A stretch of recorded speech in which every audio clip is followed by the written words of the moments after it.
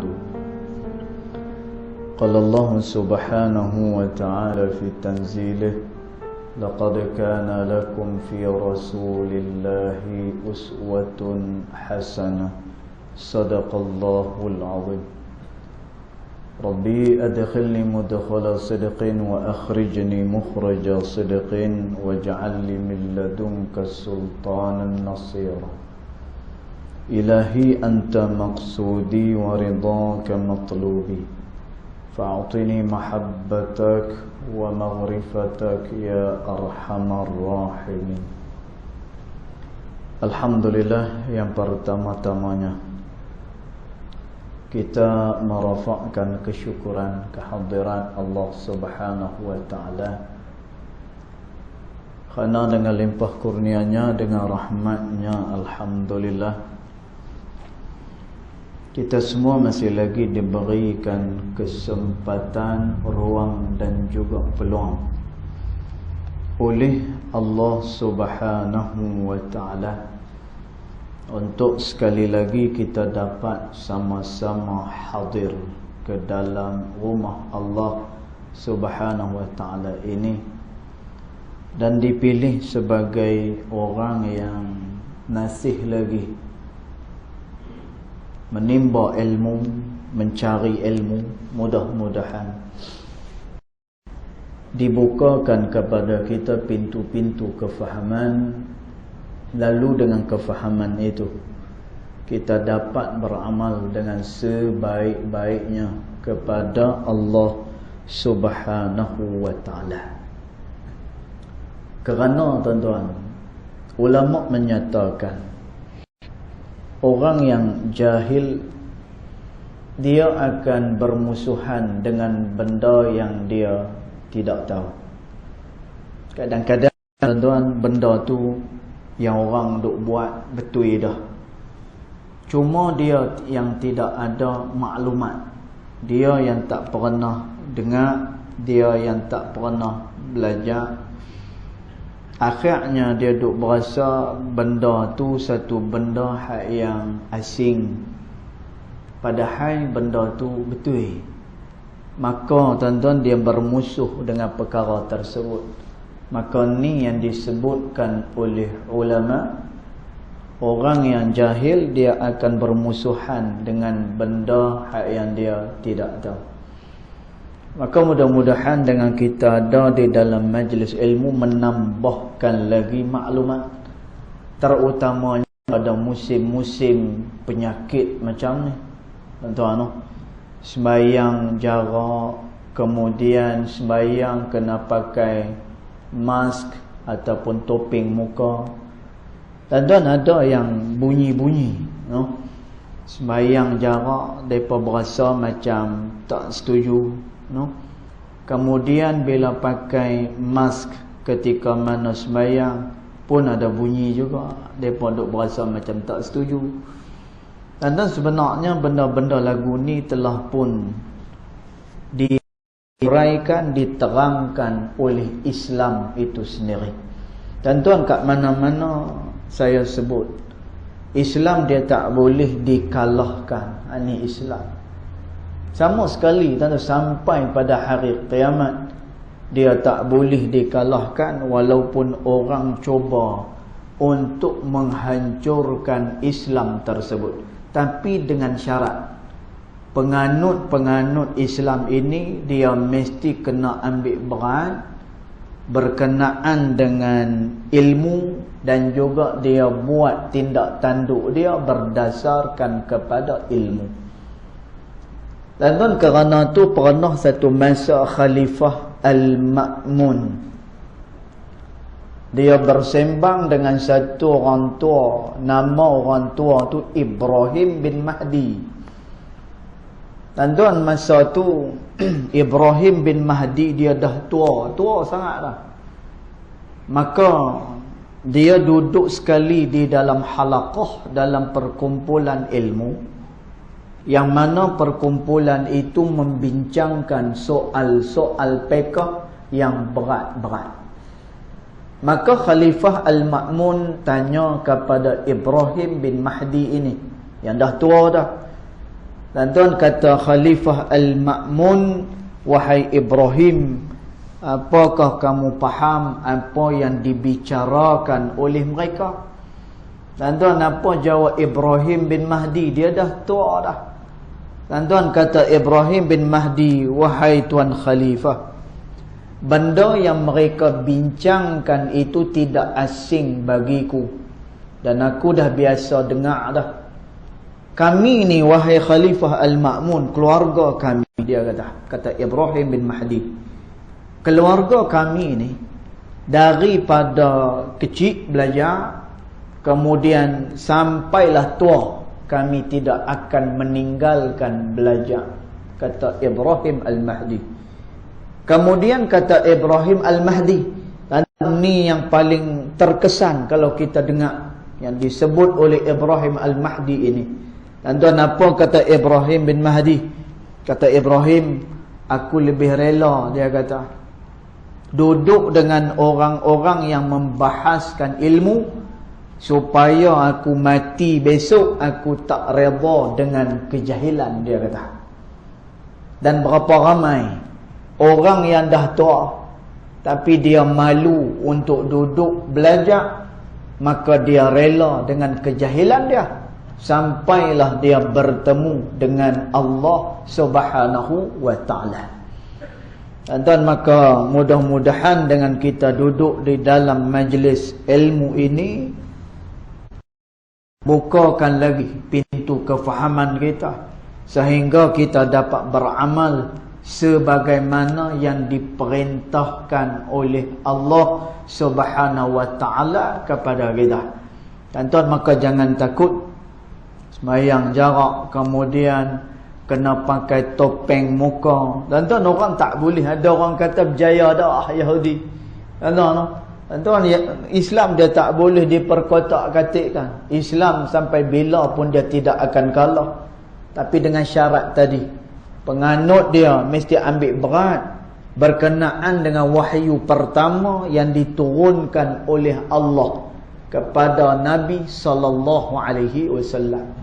Dan tuan, wahyu pertama pun turun kepada Nabi sallallahu alaihi wasallam. Allah Taala kata, "Iqra bismi rabbikal ladzi khalaq." Bacalah, kata Allah, dengan nama Tuhan kamu.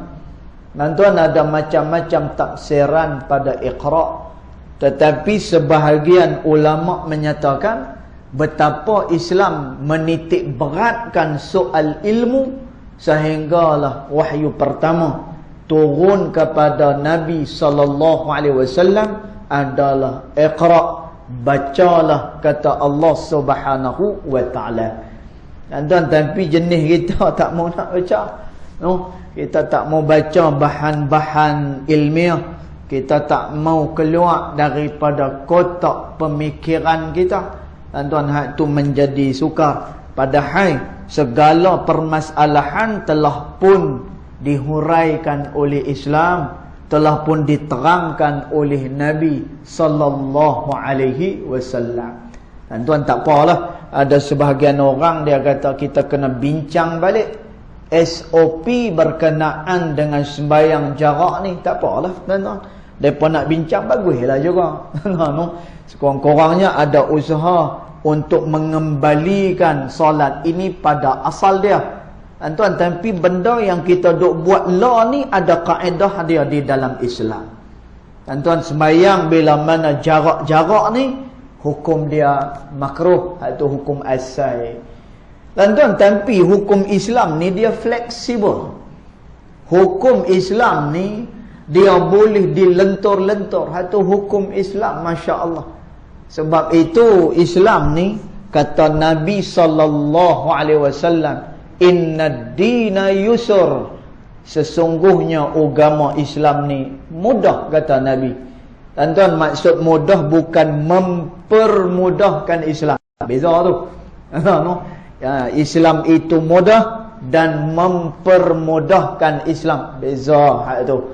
Dan tuan, memang sebahagian ulama dia tak izinkan untuk kita tasahul. Dan tuan, tasahul ni apa dia? Bermudah-mudah dengan agama. Tuan-tuan, tapi benda yang kita buat ni ada ambilannya daripada sunnah. Ada ambilannya daripada agama. Tuan-tuan sembahyang jarak misalnya. Tuan-tuan ni saya nak terang, no. Bila kita ada ilmu senang. Bila kita tak ada maklumat tu susah. No. Pernah berlaku pada zaman Nabi. Macam mana ada satu orang yang dia pergi perang, kepala dia terbelah tapi dia hidup lagi. Tuan-tuan, kepala terbelah ni nampak otak di dalam. Tuan-tuan, masa tu dia tak dan nak mandi junub. Bila dia bertanya dengan sebahagian daripada kawan-kawan dia, tuan-tuan, maka kawan-kawan ni duk kata kepada sahabat yang terbelah kepala ni, dia kata apa? Tak boleh tidak, kamu dah berjunub, maka kamu kena wajib. Tuan-tuan, dia juruh ayak dekat atas kepala, ayak tu masuk kepala, mati. Sehinggalah perkara tu dalam pengetahuan Nabi sallallahu alaihi wasallam. Maka Nabi sallallahu alaihi wasallam kata apa? Qataltum, kamu semua telah membunuh dia. Dan padahal bila dah keadaan macam tu boleh ganti dengan apa? Boleh ganti dengan tayammum, boleh ganti. Pasal apa? Dia ada masyaqqah, dia ada kesukaran bagi dia. Tengok tuan-tuan. Patutnya mungkin dia boleh hidup lagi. Tetapi nasihat yang tak berapa nak kena, akhirnya dia mati. Maka Nabi kata, qataltum, kamu semua telah membunuh dia. Dan balik pada cerita saya nak terang tu. Bila kita ada ilmu, mudah. Bila tak ada maklumat tu susah. Dan bila sembahyang jarak ni ada yang setuju, ada yang tak setuju. Dan kalau nak bincang balik, silakan. Nak bincang balik SOP ni. Sekurang-kurang macam kita kata tadi, ada usaha untuk mengembalikan solat jemaah kita pada asal dia. Tuan-tuan, maka tak nafi yang asal tu lagi elok. Tuan-tuan, tapi sekarang ni kita berada dalam situasi pandemik. Tuan-tuan, pandemik lebih besar daripada wabak. Dia jangkitan berskala besar. Tuan-tuan, sebab tu pandemik ni kita tengok bukan setakat Kedah. Bukan setakat Kedah, satu dunia. Tuan-tuan, dia melibatkan jangkitan skala besar. Tuan-tuan, maka orang-orang perubatan ini, tuan-tuan, kita sibuk duk kata, kadang-kadang WHO apa semua tak boleh percaya sangat. Dia kata ni adalah kepala Yahudi belaka. Tuan-tuan, sebab tu kalau kita ada anak 9 orang, jangan semua sekali hantar sekolah agama. Kena bagi ada juga satu doktor, yang dia betul-betul pakar dalam perubatan. Seorang dia faham berkenaan dengan ekonomi. Tuan-tuan, tapi depa ni nak kena ada asas. Asas dia apa? Tauhid, iman kepada Allah Subhanahu wa taala. Tuan-tuan, ada tak orang yang macam tu? Ada. Saya masa mengaji di Mesir, ada seorang kawan saya, dia mengaji di Al-Azhar dalam kuliah tib, dalam kuliah perubatan. Dan tuan, tapi dia hafal Al-Quran 30 juzuk, hafal Quran. Dan tuan, saya juga mengaji dengan Dr. Ali Jum'ah, mantan mufti Mesir. Dan tuan, kami belajar sekali dengan pelajar perubatan tu. Mereka pun duduk bawah talaqi kitab bersama dengan Dr. Ali Jum'ah hafizahullah, merupakan mantan mufti Mesir. Tak ada masalah. Tuan-tuan, supaya apa? Mereka ni bagi mereka duduk dekat situ. Ni dah semua benda dikuasai oleh orang-orang Yahudi. Tuan-tuan, kita tak fikir sampai ke situ. Kita kalau ada 9 orang, tuan-tuan, apa tu anak, maka bahagi-bahagikan dia. Ada yang pakar ekonomi, ada yang pakar perubatan. Tapi asas dia kena ada asas. Asas dia apa? Iman yang teguh kepada Allah Subhanahu wa taala. Fardu ain dah lengkap dah pada dia. Yang asas-asas mesti dia tahu benda tu. Tuan-tuan, maka dia memberi faedah kepada agama Allah Subhanahu wa taala. Hari ni kita cuma terima maklumat. Kita terima maklumat betul ke tak, Allahu a'lam. Orang yang duk cakap tu pun kita tanya, hang dapat pastikan benda ni? Tak, Ustaz, saya pun duk tengok Google. Dia pun duk tengok Google. Tuan-tuan, Google ni type apa je dia keluar. Type apa je dia akan keluar dekat situ. Tuan-tuan, maka banyak benda hak yang kita nak kena tapih. Tak apalah. Maka bila kita sembahyang jarak ni ada kata, tuan-tuan, maka sembahyang jarak ni asal dia hukum dia makruh. Asal dia makruh. Tuan-tuan, bila dia makruh, dia mengorangkan kita punya pahala kita pada sisi Allah Subhanahu wa taala. Tuan-tuan, tapi apakah agama ni dia menyusahkan penganut dia? Bila berlaku penyakit hak yang macam ni, dia mudah sangat berjangkit dan dikatakan tak boleh duk rapat-rapat. Bazai dia akan berjangkit melalui saluran pernafasan tu. Bila orang tu bercakap dekat dengan kita, menyembok dia punya ayat liuk dia, tuan-tuan, ni ada risiko jangkitan. Depa duk kata. Tuan-tuan, bahkan Allah Subhanahu wa taala kata, "Fas'alu ahla dzikri in kuntum la ta'lamun." Tanya dengan orang yang tahu, seandainya kamu tidak tahu, kata Allah Subhanahu wa taala.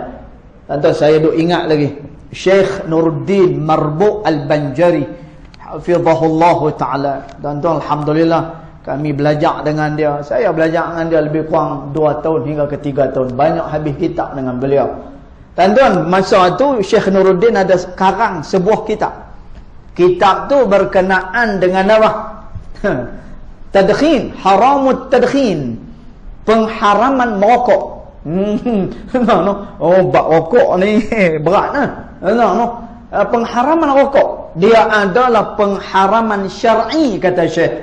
Tuan-tuan, maksud dia apa? Dia memang haram dari segi syar'i. Itu kata Syekh Nuruddin Marbu' Al-Banjari hafizahullah ta'ala. Dia karang kitab tu. Tuan-tuan, masa dia karang kitab tu, dia nak buat keluar hukum haram. Tuan-tuan, dia duk tanya dengan siapa ni? Tuan-tuan, dia nak buat keluar hukum ni, dia jumpa dengan doktor.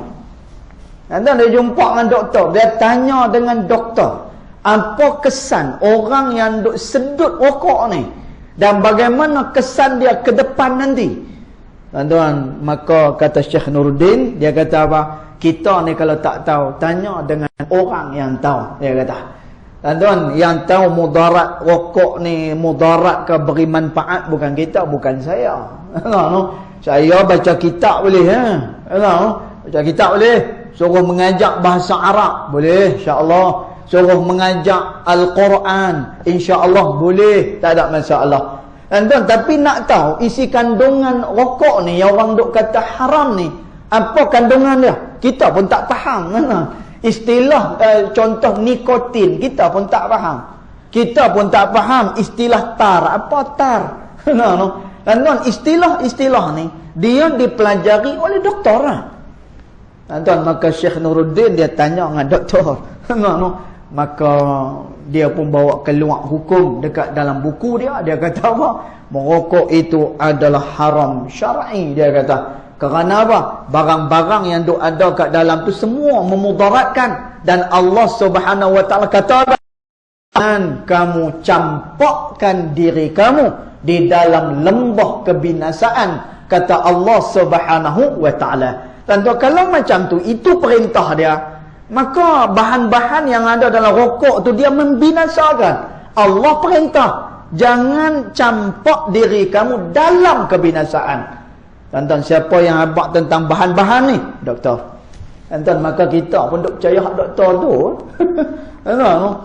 Dia kata tak boleh duk dekat-dekat, jangan duk salam apa semua. Tuan-tuan, maka sembahyang kita duk jarak ni asal dia makruh. Tuan-tuan, tapi bila berlaku susah macam ni, apakah Islam tu zalim sangat? Tuan-tuan, apakah Islam ni susah sangat? Bila ada berlaku macam ni, kita terpaksa sembahyang jarak, pakat makruh semua sekali. Rugi macam tu. Rugi. Bila mana makruh ni, dia mengurangkan pahala sisi Allah Subhanahu wa ta'ala. Tuan-tuan, macam tu ke Islam? Tak, saya dah kata dah, Islam tak boleh diperkotak-katik. Islam takkan kalah punya. dengan syarat tadi. Tuan-tuan, maka keluar satu kaedah. InsyaAllah kaedah-kaedah ini dia diasaskan oleh Imam Syafi'i rahimahullahu ta'ala. Kaedah usul fiqh menyatakan, tuan-tuan, dalam kaedah dia kata apa? Al-karahatu tazulu bil hajah. Pendek ya dengan kaedah. Tuan-tuan, tapi kaedah ni boleh diguna pakai dalam situasi kita. Kata ulama, al-karahatu tazulu bil hajah. Benda yang dimakruhkan pada syarak, dia akan gugur kerana sesuatu hajat. Kerana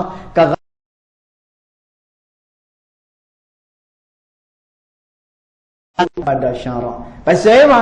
Kerana kita dah terpaksa melakukan perkara tersebut. Tuan-tuan, maka yang kita duk buat ni makruh lagi ke? Tak, dia tak jadi makruh dah.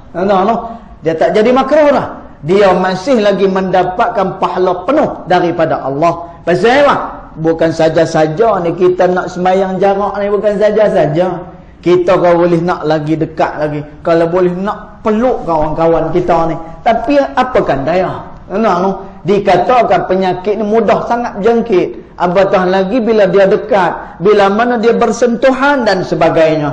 Tuan-tuan, maka makruh lagi ya? Tak, tuan-tuan. Kaedah kata al-karahatu tazulu bil hajah. Yang makruh itu dia akan gugur serta-merta apabila ada hajat pada dia. Tuan-tuan, maka tak ada apa. Samalah macam kita pakai mask. Kita duk pakai mask, tuan-tuan. Bila dalam sembahyang, maka hukum dia makruh. Bila mana tidak ada apa hajat, makruh hukum dia. Tuan-tuan, tapi bila kita pakai mask ni dalam sembahyang waktu long ni, kerana takut jangkitan, kerana takut tersedut kuman, ada sebab dia. Tuan-tuan, maka makruh itu digugurkan pada syarak. Maka tak ada apa, tuan-tuan. Kita sembahyang dapat pahala macam biasa. Kita sembahyang, kita dapat sebagaimana yang disediakan ganjarannya oleh Allah Subhanahu wa ta'ala. Itu contoh apabila kita ada ilmu, kita ada maklumat, maka kita tak bermusuh dengan benda yang kita tak tahu. Sebab itu Nabi SAW selalu doa dengan Allah. Tanda kita aja tak doa dengan doa ni.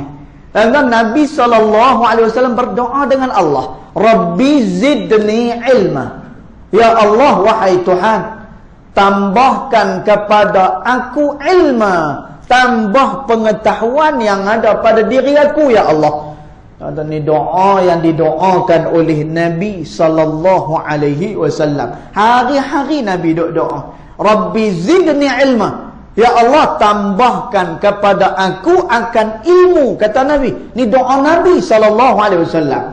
Kata Nabi doa. Dan pasal apa Nabi doa macam tu? Hak ni rendah diri dengan Allah. Tuan-tuan, Nabi SAW, dia adalah seorang Nabi dan Rasul yang mana ilmu Nabi Muhammad SAW lengkap pada zahir dan lengkap pada batin. Ini Nabi Muhammad SAW. Dan dia adalah kekasih Allah yang paling dikasihi oleh Allah Subhanahu wa ta'ala. Lengkap ilmu Nabi ni, zahir dan juga batin. Tapi Nabi masih lagi doa dengan Allah, Rabbi zidni ilma. Ya Allah, tambahkan ilmu yang ada pada aku.